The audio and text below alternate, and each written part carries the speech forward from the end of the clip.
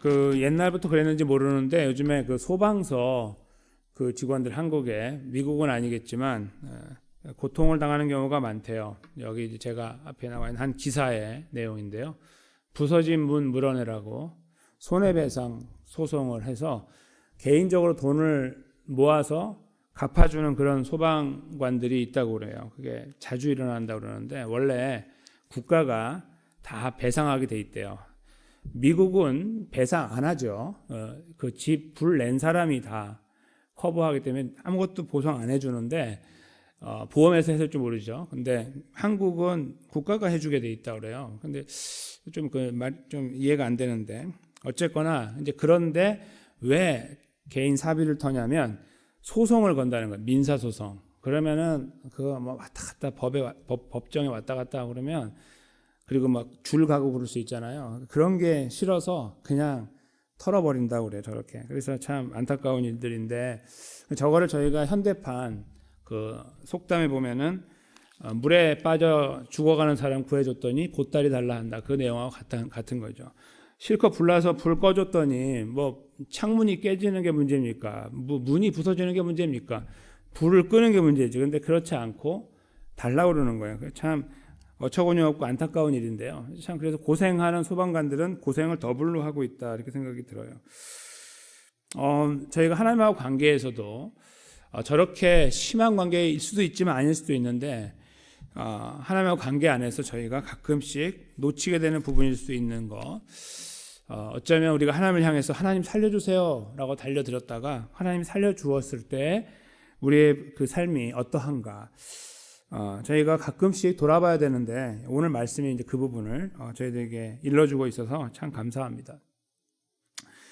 오늘은 이제 점점 이제 119편 긴 이 시편이 끝나가고 있는데요. 19번째 알파벳이에요. 22개 중에 코프라고 하는 단어로 시작되는데 이 내용을 잘 보시면 1절부터 시작하는 내용에서 주목해야 되지만 전반적인 내용을 보면 생명이라는 단어가 저희 안에 다가오는데요.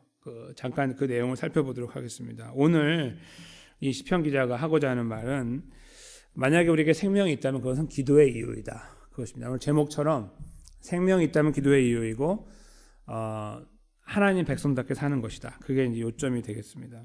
잠깐 145절을 보시면 여호와여 내가 전심으로 부르짖었사오니 내게 응답하소서 내가 주의 교훈들을 지키리이다.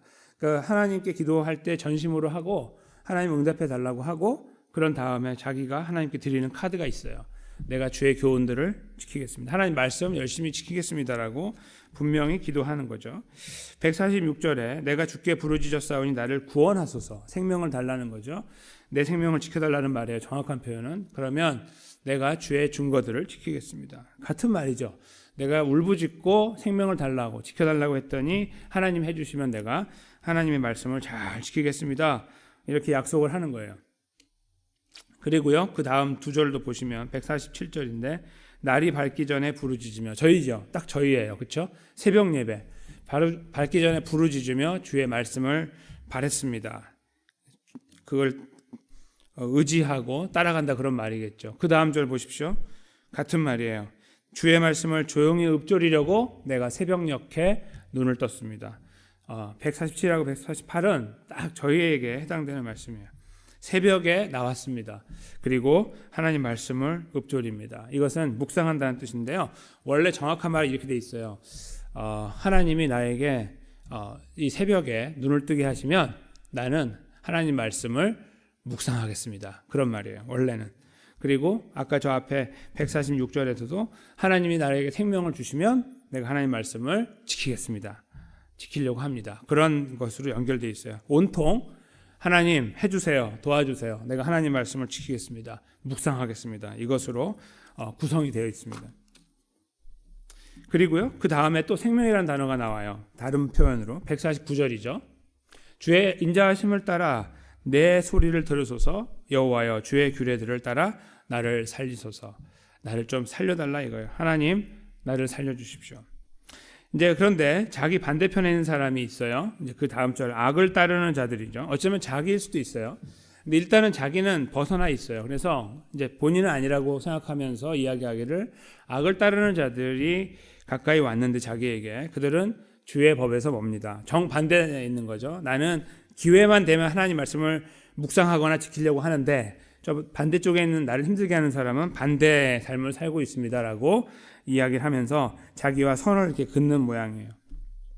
그러면서 마지막 이제 그 두 절로 여호와여 주께서 가까이 계시오니 주의 모든 계명들은 진리입니다.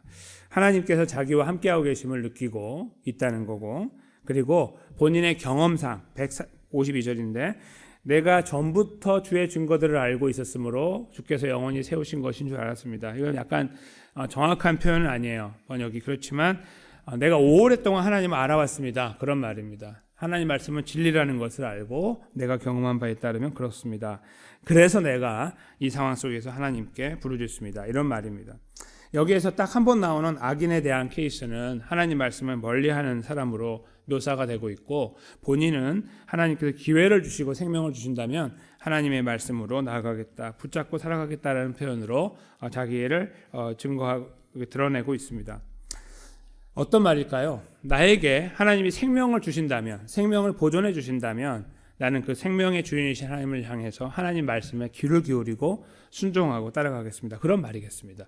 근데 그 말은 저희가 조금 더 편안한 말씀으로 바꾸면 하나님의 백성답게 살겠다는 말입니다.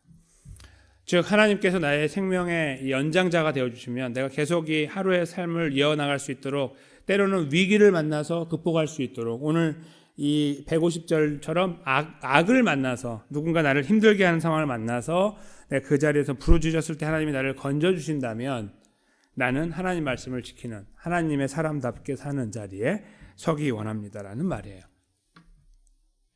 그게 바로 오늘 말씀의 내용입니다. 그러나 저희가 이 시편 기자는 지금 이것을 기도로 뿜어내고 있는 거죠. 시편이지만 내용을 잘 들어보면 기도죠.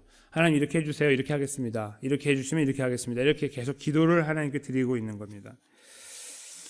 그 이 시편 기자처럼 저희들도 하나님께 기도를 드립니다. 중요한 일을 만나거나 어려운 일을 만나거나 급한 일을 만났을 때 주님 앞에 무릎 꿇습니다. 오늘 저희가 이 자리에서 주님 앞에 기도하는 이유도 그럴 것입니다. 중요한 일이 항상 우리 안에 있기 때문에 그걸 붙잡고 기도합니다. 급한 일이 있기 때문에 기도하고 하나님의 은혜를 구합니다. 살려달라고 울부짖을 때도 있습니다. 근데 우리는 그 끝자락에 갔을 때에 항상 우리 자신을 돌아봐야 됩니다. 우리는 하나님과 어떤 관계를 형성하고 있는가? 하나님은 도깨비 방망이밖에 되지 않는가? 인격적인 존재가 아니라 나의 도구에 불과한가? 내가 때렸을 때 적당하게 반응하고 나를 살려주면 그만이고 나는 숨을 고를 수 있으니까 이제 끝났다라고 말하는 것이 맞는가? 아니면 그 인격적인 하나님, 우리 아버지 되신 하나님, 나의 생사화복을 주관하고 나의 생명의 주인이며 동시에 나와 인격적인 관계, 아버지와 아들의 관계를 유지하고 있는 하나님 앞에 우리가 다시 한번 우리 자신을 추스려야 될 것인가가 오늘 기도의 자리에서 한 번쯤 다시 되짚어 봐야 되는 부분이 아닐까 생각합니다. 만약에 우리가 그렇게 되짚어 볼 수 있다면 그 되짚어 봄 위에서 우리는 더 힘있게 기도할 수 있을 것입니다. 더 힘있게. 왜냐하면 우리가 그렇게 잘 반응하고 하나님 나에게 베푸시면 나도 잘하겠습니다, 그런 관계 때문이 아니라 어쩌면 우리가 다른 사실 한 가지를 알고 있기 때문입니다. 저희가 기도를 통해서 하나님 앞에 생명을 구하지만 저 말씀의 제목처럼 원래 기도를 해서 생명을 구하는 것처럼 보여요. 뭔가 우리 삶을 하나님께 맡기고. 그런데 잘 생각해 보면은 저것이 반대로 우리에게 먼저 주어져 있었던 것을 알게 됩니다. 어떻게요? 예수님의 십자가 부활이죠. 예수님의 십자가 부활 때문에 우리가 생명을 얻어서 기도하게 된 거예요. 그렇죠? 우리가 맨 땅에 그냥 아무것도 없는 상태에서 기도하니까 하나님 우리에게 생명을 주신 것이 아닙니다. 절대로. 우리가 열심히 노력하니까 생명을 주신 것이 아니라 하나님 먼저 우리에게 생명을 주셨어요. 믿음을 통해 예수 그리스도를 통해 생명을 주셨죠. 진정한 생명을, 영원한 생명을. 그래서 우리에게 기도하는 길이 열리고 문이 열리게 된 거죠. 그래서 우리는 기도를 통해서 생명을 향해 나아가는 것처럼 보이나 하나님 먼저 우리에게 생명을 주셔서 생명으로 다가오셨다는 사실을 알고 있습니다. 그래서 보따리를 주고받는 관계, 살려줬더니 주고받는 관계가 아니라 벌써부터 우리를 살려주셨고 보따리를 주고받는 관계 이전에, 그래서 그 하나님께 살려주세요 하고 관계를 요청하는 데 우리를 만들어 세워놓으셨다는 것입니다. 그것이 바로 성경에서 말씀하고 있는 우리를 향한 진정한 하나님의 이 생명의 역사의 그 내용이 되는 것이죠. 그래서 저희는 오늘 이 자리에 있는 것입니다. 우리가 잘해서 잘하고 왔기 때문에 있는 것도 아니고 못하고 무너졌기 때문에 기도하지 않아야 되기 때문에 있는 것, 그것 때문에 그걸 회복하기 위해 있는 것도 아닙니다. 우리는 어떤 경우는 잘하고 어떤 경우는 못하지만 그런 하나님 아버지께서 우리를 향한 사랑을 끝까지 지켜나가고 계시니 그 신실하신 하나님의 능력과 은혜 안에서 우리는 오늘도 기도할 수 있는 것입니다. 담대함으로 예수님의 이름을 힘입어 기도의 자리에 나갈 수 있는 것이죠. 오늘 시편 기자가 말하고 있는 말씀은 중요하다라고 되뇌이고 있는데 사실은 말씀은 우리의 생명이죠. 예수님께서 시험 받으신 이후에 줄이신 이후에 사탄으로부터 시험 받으실 때 쓰셨던 말씀이 있습니다. 신명기 말씀을 가지고 여기에 이렇게 기록하고 있습니다. 마태복음 4장 4절인데요. 예수께서 대답하여 이르시되 기록되었으되 사람이 떡으로만 살 것이 아니요 하나님의 입으로 나오는 모든 말씀으로 살 것이라 하였느니라. 아멘. 네, 하나님의 입에서 나오는 생명의 말씀 때문에 삽니다. 그 생명의 말씀이 우리 안에 주어져 있습니다. 예수 그리스도를 통하여. 우리는 그래서 생명을 가진 자들입니다. 이랬다 저랬다 생명을 가졌다 온앤오프 왔다 갔다 하는 그런 이상한 종교처럼 사는 존재가 아니라 생명을 갖고 있는 존재들입니다. 절대로 꺾이지 않고 변하지 않습니다.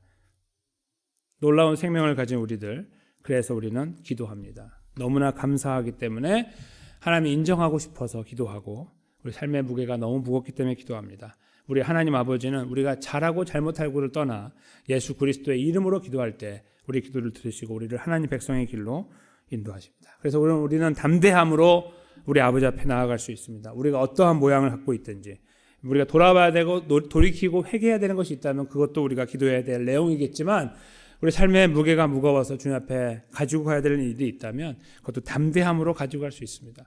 우리 아버지 하나님은 우리에게 인자한 분이시고 우리를 늘 불쌍히 여기시며 우리의 걸음 속에 은혜를 베풀어 오셨던 분이시기 때문입니다. 그 하나님 아버지를 바라보면서 오늘 이 아침에도 우리의 모든 기도의 제목들 남김없이 온전하게 올려드리는 귀하고 복된 시간, 그러므로 하나님이 주시는 위로와 평안 가운데 깊이 거하시는 사랑하는 성도님 모두가 되시기를 예수님의 이름으로 간절히 축원합니다.